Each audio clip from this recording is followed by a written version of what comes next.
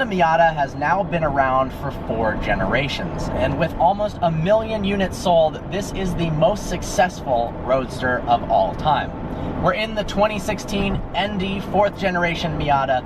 We know it's light, we know supposedly it handles well, but let's see if it's as fun to drive as everyone makes it out to be. This is an extremely small car with an extremely small engine. A 2-liter naturally aspirated 4-cylinder that makes 155 horsepower and 148 pound-feet of torque. So that's not a lot of horsepower, but that's okay because the car only weighs 2,300 pounds. This might be the lightest car that either of us have ever driven. 0 to 60 happens in an astounding time for a 155 horsepower car. Car and Driver and Motor Trend have both tested it to 60 in like 5.8 seconds, under 6 seconds, which is crazy for the amount of horsepower it produces, but it's a consequence of the car not weighing much at all, so that power is adequate. It's funny when you see the quarter mile times, it's in the low 15s, which is actually decently quick, but its trap speed is so slow, it's so low. 89 miles per hour, yeah. Because it's only got 155 horsepower. But in this day and age, when all cars are fighting for more horsepower, more tech, more luxury, it means they're getting heavier and heavier and larger, and you've got sedans and sports cars over 4,000 pounds, yes, exactly. And this is half of that. Exactly. It's a rare vehicle on the road right now that it doesn't weigh 1 million pounds. It actually weighs less than one of the earlier generation vehicles, which is also astounding because this is airbags and some of the higher end models have some luxury features. So good job, Mazda. You've got the base model, the MX-5 Sport, that starts at around $25,000. The auto transmission is a $1,500 option, and please do not get that. This car needs to be with the standard 6-speed manual. And it's a fantastic transmission as well. It's extremely easy to shift. The shift feel is fantastic. It can be a little crunchy in between gears, but there's no gear slop whatsoever.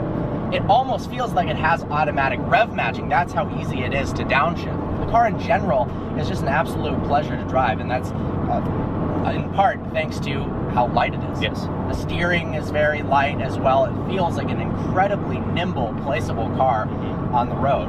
And it's 100 pounds lighter than the expensive carbon fiber filled Alpha 4C, so that is very impressive. Then you bump up to the club model, which we are driving right now. It gives you better looking 17-inch wheels, a 9-speaker Bose sound system, which with 9 speakers still doesn't sound great. all that great. But the most important feature is that it has a limited slip differential. That means you can send this car through turns, sideways, do little donuts and drifts. It's definitely a tossable car. One of the best parts of the car is how easy it is to drive and how confidence-inspiring it is, because it is not intimidating. It's a small little chassis, it's light, doesn't have crazy amounts of horsepower, steering is friendly, it's easy to shift. So when you get in, you're immediately comfortable with throwing it around corners, and you know exactly where you're going to place it. It's not a scary vehicle to drive, and it just instantaneous fun as soon as you start driving it. It reminds me a bit of the Cayman S. You know, when you drive a Porsche Turbo S, it's fast, yes. It's incredible, but it's intimidating and it's scary. You floor it, and then all you're doing when you're going into a corner is slamming on the brakes and fearing for your life. Versus this, you can accelerate, be on the gas longer throughout the straightaways, and the turns, you can carry higher speed, and you can have more fun at slower speeds. It's less dangerous, yes, because of the 155 horsepower. That, yeah, you can have a little fun. You can drift it a bit because you can drift at a much lower speed than some of these cars with very wide tires and all-wheel drive that you got to be going 100 around a turn to break it loose. Yep. This is, in our opinion, the best-looking MX-5 Miata so far. They made the front end from what was the happiest-looking car on the road to the happiest-looking car on the road that's a bit more aggressive. It's much sharper, and the rear end looks almost a bit like an F-Type. However, the rear taillights look a bit like something that we won't say. They look a little phallic.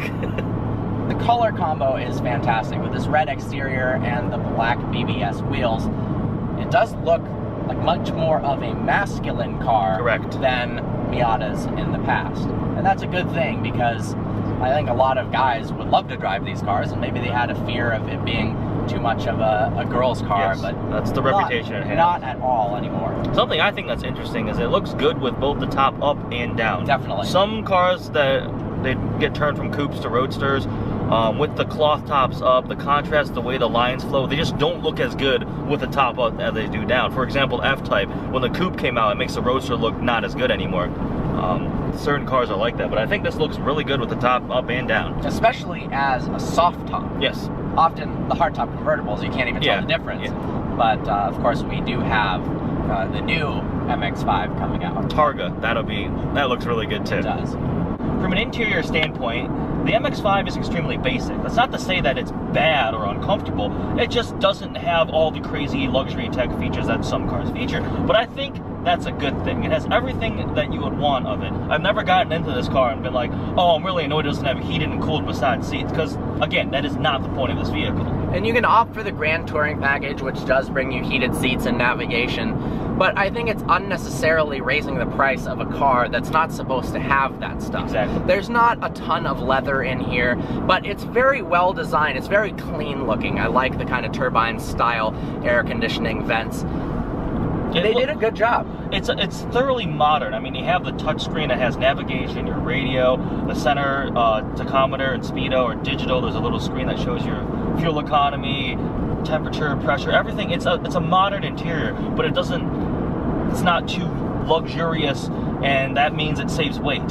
And also, it has a really cool feature with the manual transmission, telling you when to upshift in order to save fuel economy. So if you're cruising along in third gear at too high of an RPM, it suggests with a little arrow to go from 3 to 4. And sometimes it even skips gears, go from 3 to 5, which I think is cool. Right now it's saying 4 to 5, 4 to 6 now, yeah. So part of that leads to excellent fuel economy. It's very light with a 6-speed manual. The car gets over 30 miles per gallon in the highway and 27 in the city. I mean, you can drive this car aggressively and average 30 miles per gallon, which is... The fuel tank is also tiny. The fuel tank is tiny, 11.9 gallons. Yeah, it was at like a quarter tank and it put 7 gallons and got in and it said full. I'm like, what? I was extremely shocked at. But overall, I like the interior, and I do like this touch here where you've got kind of the exterior color bleeding into the inside as well. Downside of the interior is that it's rather loud, road noise wise. It's a very thin convertible top. Again, this is not a Rolls Royce with a 18 layered top or whatever the heck it is. You get a lot of road noise at freeway speeds. It almost sounds as if you have the rear windows cracked in the car, but it's just because there's just wind noise and road noise. It also rides kind of hard over bumps, but as a consequence of that, it handles really well.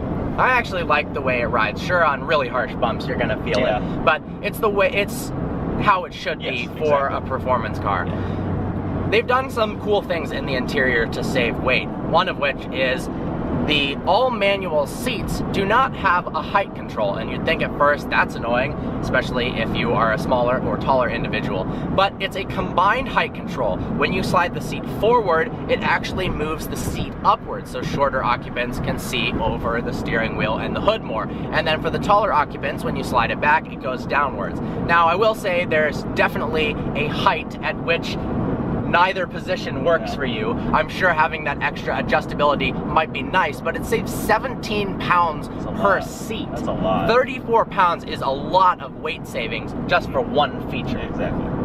So the Mazda MX-5 has a manual convertible top. Simply push this lever up, open it up. The windows automatically drop so you can clear them when you pull the top out. You push it up, close that again, and it just folds over nicely, click shut. And you have a convertible. All right, close that as fast as you can.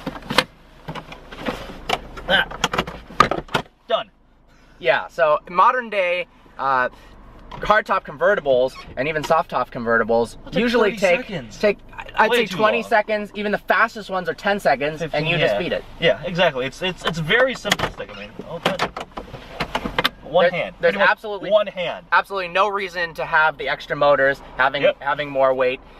I like it. Yeah, it's a lot. It's literally a one-handed operation. So there you go. Because it is a convertible, it doesn't really have that many competitors. The closest competitor really is the Subaru BRZ and the deceased Scion FRS. But that's cheaper, and you can't get it in a convertible yet. Its other competitors are much more expensive. Because the Alpha 4C comes to mind. Yeah, fun little light, fast cars. Alpha Cayman, 4C, Boxster, but those are double the price of this car. Yeah. As a summary, here are some of the things we love and hate about it. First off, it is so light, and that makes it incredibly fun and easy to drive. It's incredible in the turns, it handles very, very well, and the lightness gives it both performance with not a large amount of power and good fuel economy. Second, the shifter feel is one of the best I've ever felt in a manual transmission car. The pedal placement is perfect, it's really easy to put it into gear, downshifting, rev matching is great. It's a joy to have a car like this with a manual transmission. Lastly, because of its small size, it's incredibly easy to drive in very many different locations. For instance, around town when there's traffic, you can weave in and out. You can park it really easily. And then on the back roads, it's more of like a go-kart on a real racetrack. You feel so small compared to the road around you. It feels like you're driving a rollerblade. Some of the things we hated about the car. First of all, it's rather loud. Because of the way the convertible top is designed, it's not very well padded and insulated. At freeway speeds, it's extremely noisy. And after about 40 minutes on the freeway, I got kind of annoyed with it because it's just constant road noise. Because of its width and how low it is, unfortunately, if you're driving at nighttime, often when vehicles come up behind you, their headlights go straight into both the left and right mirrors and blind you entirely. It doesn't have fancy auto-dimming mirrors, of course, but it's a little bit of a unexpected problem. Yes. Lastly, the price/value. Again, the base ones are a bit cheaper, but once you start optioning up with the luxury features and the higher trim models, the price starts to climb. And because it's kind of a specialty niche vehicle, you really have to know what you want in order to buy it. Because for $33,000, there's a lot of new and used performance vehicles that will be faster, more comfortable, more luxurious, maybe less fun. But you better know what you're getting into if you get an MX-5. But if you get one, you'll love it, because we have loved it for a week and it's hell of a lot of fun. Every time we've driven it, we've fallen more and more in love with this car. Fun is just the way to describe it. Yep. It's not incredibly exciting because it doesn't have the brutal all-out speed, but it's so tossable, it's so easy to drive that it's an absolute pleasure, and it puts a smile on your face that's as big as the smile that's been on the front end of the Miatas for 4 generations now. Well, special thanks to Mazda Corporate for letting us have this car. Like always, please browse our channel and subscribe. Look forward to seeing you next video.